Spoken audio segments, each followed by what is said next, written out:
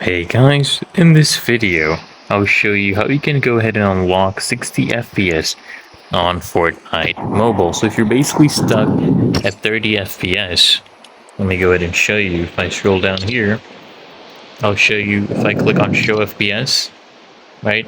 Click on apply, you'll be able to see my FPS, but it's not that high. As you know, you could be stuck at around 30 FPS.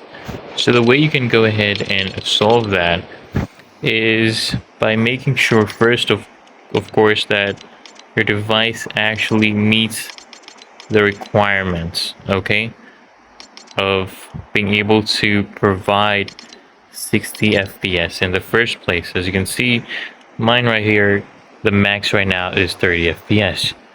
Okay, you also need to ensure that your phone actually has sufficient batteries, and some devices might enable battery saving mode, which limits performance.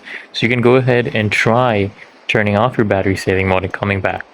Make sure all the other power saving features are actually disabled for Fortnite in your device's settings.